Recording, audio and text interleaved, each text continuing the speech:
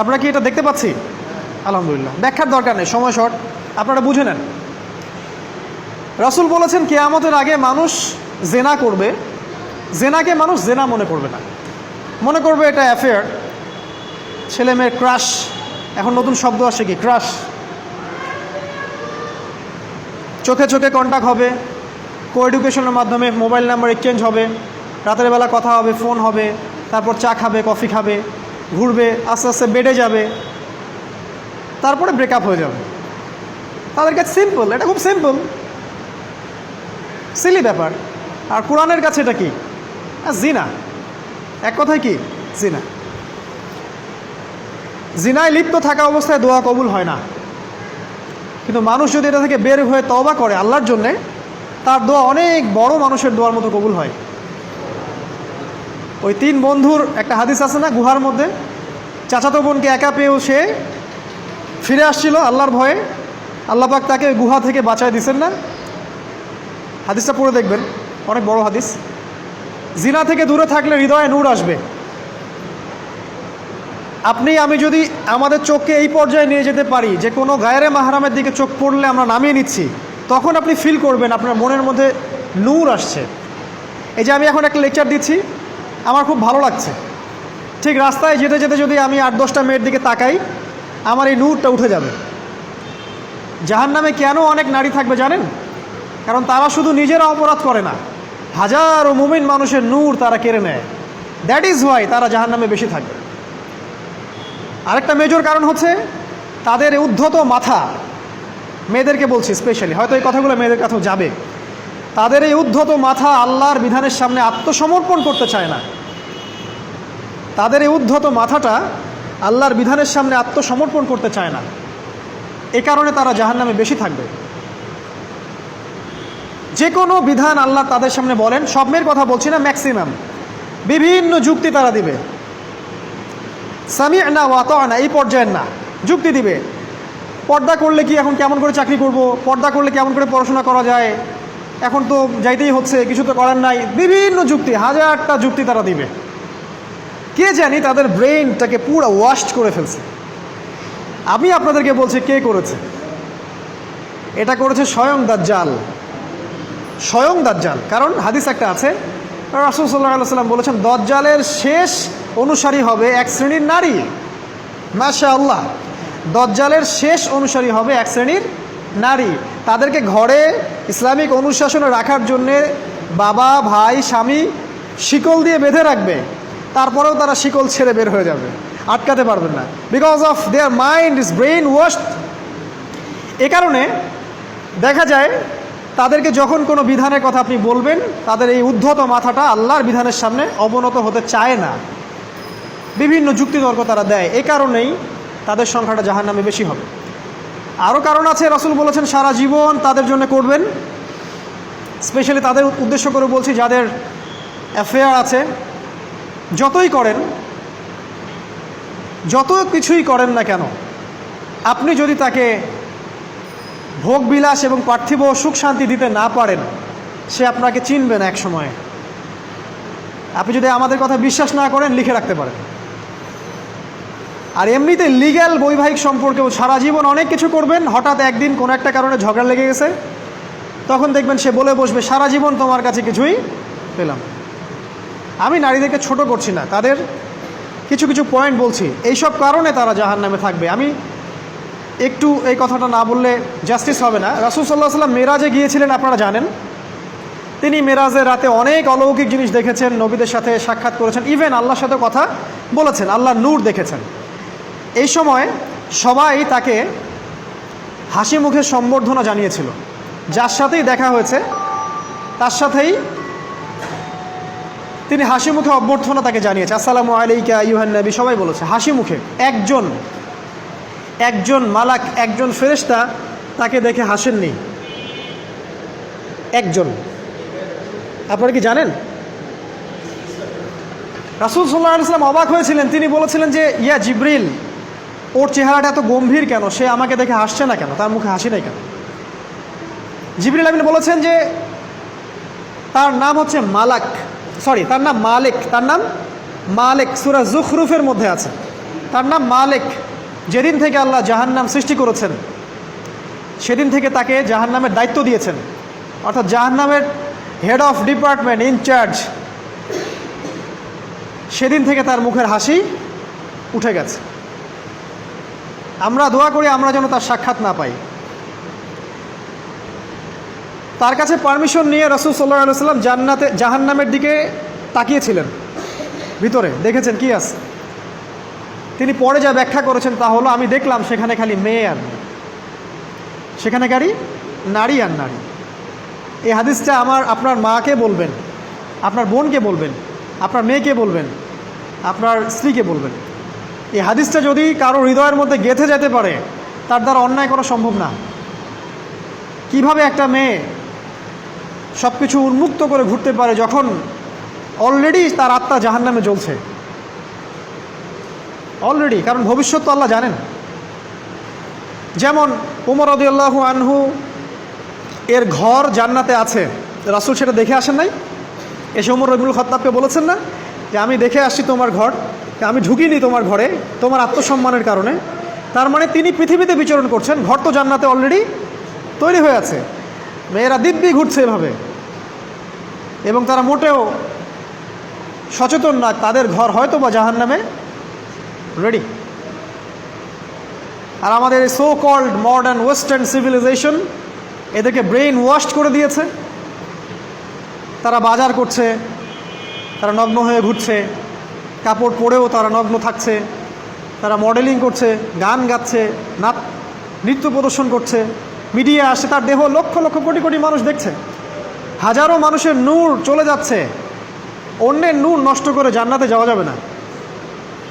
রাসূল সাল্লাল্লাহু আলাইহি ওয়াসাল্লাম যে আলামতগুলো বলেছেন তার মধ্যে অন্যতম একটা আলামত হচ্ছে শেষ জামানায় মেয়েদের সংখ্যা বাড়বে, ছেলেদের সংখ্যা কমে যাবে। ইভেন একটা ছেলে 40টা মেয়ের দায়িত্ব নিবে। এটা আবার ভাববেন না 40টা ওয়াইফ, মা, খালা, নানি, ফুফু সব মিলায় 40। আর সামনে যে মহাযুদ্ধটা হতে যাচ্ছে এরপরে এরকমই একটা অবস্থা হবে যে ছেলেদের সংখ্যা পৃথিবীতে থাকবে না, খুব কম,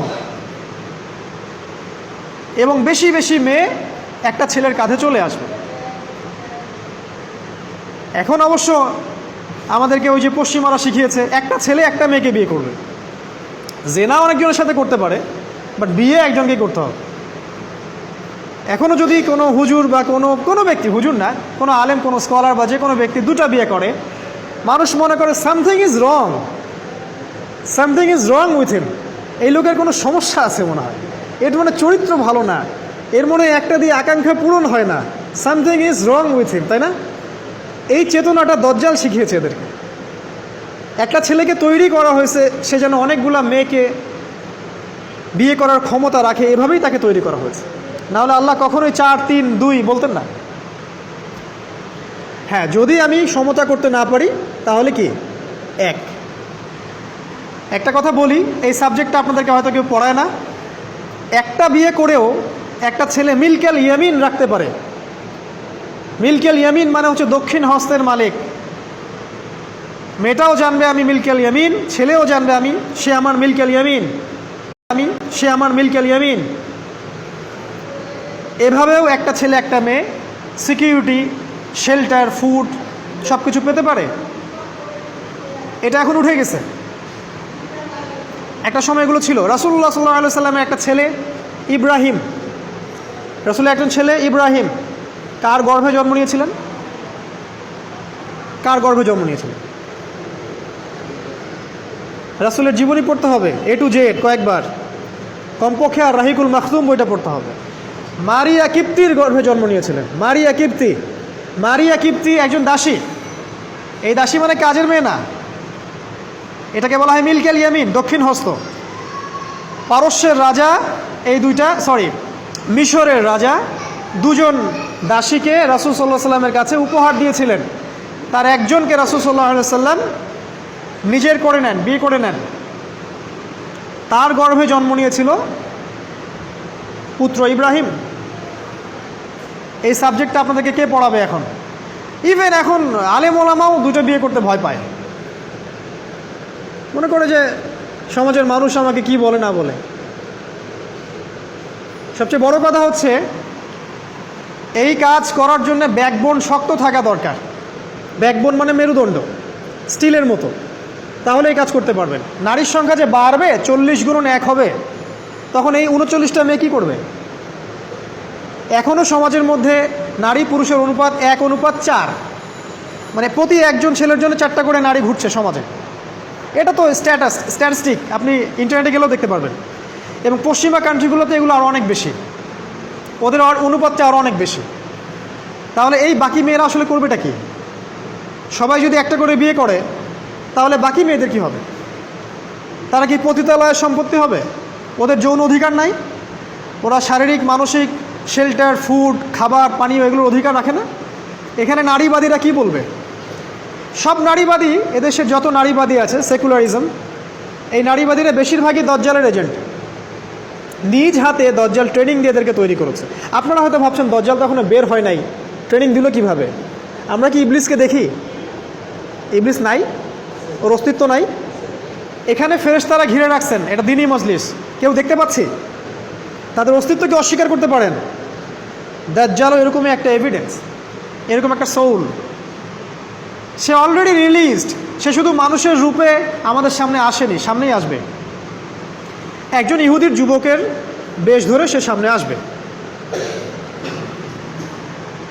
কিয়ামতের এভিডেন্স হচ্ছে নারীর সংখ্যা বাড়বে, পুরুষের সংখ্যা কমে যাবে। আরেকটা এভিডেন্স হচ্ছে নারী পুরুষের পোশাক পরবে, পুরুষ নারীর পোশাক পরবে। পোশাক মানে কি? জিন্স আর গেঞ্জি? হ্যাঁ, এটাও একটা ব্যাখ্যা। ঢাকায় তো জিন্স আর গেঞ্জি চলছে, টি শার্ট। এখানে অন্য একটা ব্যাপার আছে, আমি সেটা আপনাদেরকে আজকে বলছি। সেটা হলো, এটা শুধু এই পোশাক বলতে শুধু গায়ের পোশাক বোঝানো হয়নি। আল্লাহ বলেনি নারীরা তোমাদের পোশাক, তোমরা নারীদের পোশাক। তার মানে কি না এটা নারী, এটা আমার ওয়াইফ? নো। কোরআনের আয়াত এবং হাদিসের আয়াতগুলো দুই রকম। মুহকামাত, যেগুলো স্পষ্ট, মুতাশাবিহাত, যেগুলো অস্পষ্ট, যেগুলোকে তাউইল, ব্যাখ্যা করতে হয়। আর তাউইল কারা করবে? যাদেরকে আল্লাহ জ্ঞান দিয়েছেন তারা করবে, সবাই করবে না। তাউইল করার পরেও তারা বলবে আল্লাহই ভালো জানেন। এজন্য আমি বলছি আল্লাহই ভালো জানেন, কিন্তু আমার ব্যাখ্যা হচ্ছে যে এখানে পোশাক বলতে বোঝানো হয়েছে যে মেয়েরা সামাজিক, অর্থনৈতিক, রাজনৈতিক সমস্ত ক্ষেত্রে ছেলেদের নেতৃত্বের আসন নিয়ে নিবে। You are agree with me? আমার সাথে এগ্রি করেন? পরিবার, সমাজ, রাষ্ট্র, সব জায়গায় they will play the functional role of male in society. তারা সমাজে পুরুষের ফাংশনাল রোলটা প্লে করবে, আর পুরুষ নারীর জায়গায় চলে আসবে। ওই যে পিছনে গিয়ে ইয়াস স্যার, সামিয়ানা, ওয়াতোয়ানা, এই হবে অবস্থা। এগুলো কি আমরা দেখতে পাচ্ছি? ব্যাখ্যা করার দরকার নেই। তবে একটা হাদিস না বললে ইলমের জাস্টিস হবে না। সেটা হলো আল্লাহ রাসূল সাল্লাল্লাহু আলাইহি ওয়াসাল্লাম বলেছেন, কোনো কওম ততক্ষণ পর্যন্ত সফল হতে পারে না যতক্ষণ পর্যন্ত তাদের নেতৃত্ব দিবে একজন নারী। হাদিস কি আছে এটা, নাকি বানায় বললাম? তাদেরকে বুখারী খুলে দেখতে বলেন। কোনো কওম, আর রাসূল যখন একটা কথা বলেছেন তার মানে পৃথিবী উল্টে গেলেও কথাটা সত্য হবে, কিছুই করার নাই। এই কারণে পশ্চিমারা এখন খুব ভয় পাচ্ছে, কারণ রাসূল সাল্লাল্লাহু আলাইহি ওয়াসাল্লামের অনেক ভবিষ্যৎবাণী আছে কিয়ামত সম্পর্কে। ওরাও এখন খুব ভয় পাচ্ছে, ওভার কনসিয়াস, যে এগুলো তো হতেই পারে। এটাকে ঠেকানোর যত পদ্ধতি তারা অবলম্বন করছে, কিন্তু লাভ হবে না। প্রতিটা ইস্যু ওদের বিপর্যয় ডেকে আনবে। যে কোনো ইস্যু হোক, সেটা প্যালেস্টাইন বা কাশ্মীর হোক, সেটা আফগানিস্তান বা পাকিস্তান বা বাংলাদেশ বা বার্মা, কোনো ইস্যুই তাদের জন্য কল্যাণ বয়ে আনবে না।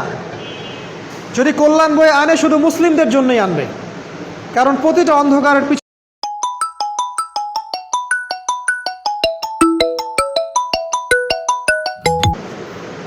কারণ সামনে যে সময়টা আসছে এটা আমাদের বিজয়ের সময়, ওদের বিজয়ের সময় নয়। All you have to do, আপনাকে শুধু এতটুকু করতে হবে, জাস্ট বি প্রিপেয়ার ইউরসেলফ। নিজের প্রস্তুতি নিজে নেওয়া শুরু করেন, কারো দিকে দেখার দরকার নেই। এবং অবশ্যই কালেকটিভলি, অ্যাজ এ উম্মাহ, অ্যাজ এ নেশন, কিয়ামতের আলামত হচ্ছে নারীর সংখ্যা বাড়বে, পুরুষের সংখ্যা কমবে। নারীরা পুরুষের পোশাক পরবে, পুরুষরা নারীর পোশাক পরবে। পোশাক মানে সোসাইটির ফাংশনাল রোল। মানুষ হালাল হারামের বিবেচনা করবে না, মানুষ জেনা করবে, জেনাকে জেনা মনে করবে না, মানুষ মদ খাবে, মানুষ মদকে মদ মনে করবে না।